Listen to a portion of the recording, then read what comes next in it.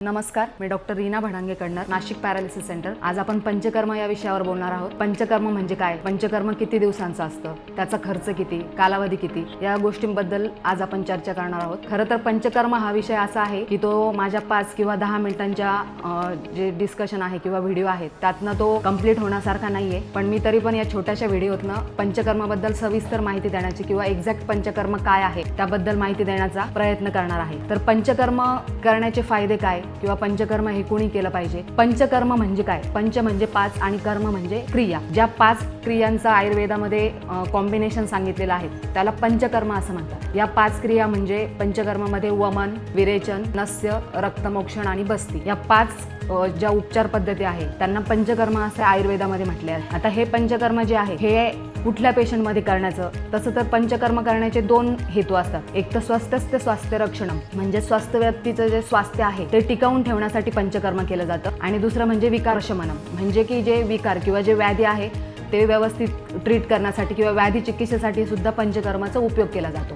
आता या 5 क्रियांमध्ये पंचकर्मामध्ये वमन, विरेचन, नस्य, रक्तमोक्षण आणि बस्ती या 5 गोष्टींचा किंवा या 5 उपचार पद्धतींचा मिलाप असतो पंचकर्म म्हणजे।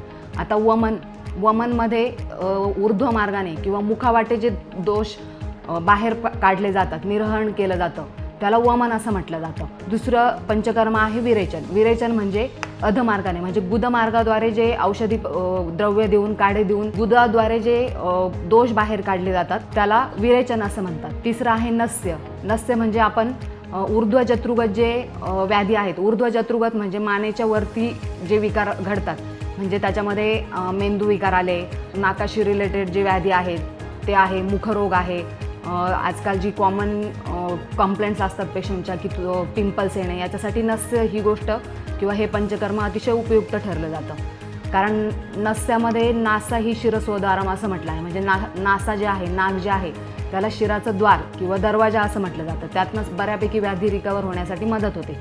तिसरं आहे रक्तमोक्षण। रक्तमोक्षण म्हणजे काय, तर आपलं जे बॉडीतलं रक्त आहे ते एका विशिष्ट कालावधीसाठी विशिष्ट क्वांटिटीमध्ये बाहेर काढलं जातं, त्याचं निर्हरण केलं जातं।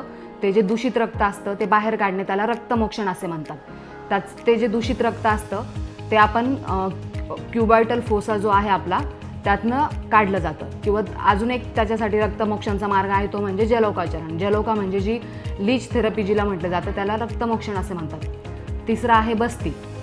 बस्ती हा जो विषय आहे हा एकदम व्हास्ट आहे, खूप मोठा आहे। बस्तीला आयुर्वेदातलं अर्धी चिकित्सा त्याला संबोधलेलं आहे, कारण जो बॉडीमध्ये व्याधी निर्माण होण्याचं जे कार्य आहे किंवा जे मोठ्या प्रमाणात व्याधी निर्मितीमध्ये ज्याचा रोल आहे तो वात। आपली बॉडी ही वात, पित्त, कफ या 3 दोषांनी बनलेली असते, पण वाताचं जे प्राबल्य आहे ते बॉडीमध्ये अधिक असतं। व्याधी निर्मितीमध्ये वाताचं जे व्याधी असतात ते बरे होण्यासाठी खूप त्रासदायक असतात, आणि त्याच्यामध्ये अर्धी चिकित्सा जी आहे ती बस्तीला संबोधली जाते, कारण ती वातावर विजय मिळवते बस्ती या चिकित्सेने। बस्तीचे पण मग अनुवासन बस्ती, निरुह बस्ती असे प्रकार असतात। तर अनुवासन बस्ती म्हणजे काय, तर जिच्यामध्ये सिद्ध तेलाद्वारे जी गुदद्वारातून औषध पुश केलं जातं त्याला अनुवासन बस्ती म्हणतात। आणि दुसरं आहे की निरुह बस्ती, याच्यामध्ये काढ्याचा यूज केला जातो।